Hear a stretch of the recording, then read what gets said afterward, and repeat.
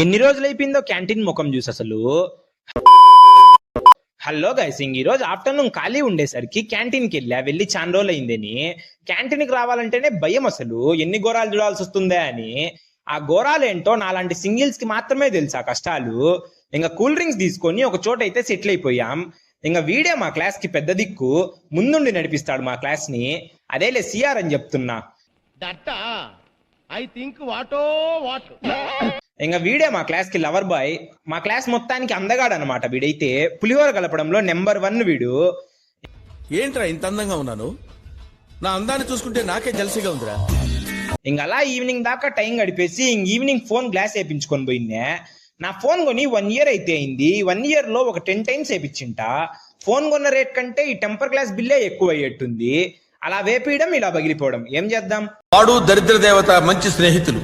సరే మరి, అలా వెళ్లే ముందు ఫాలో అండ్ సబ్స్క్రైబ్ చేసుకొని పోండి.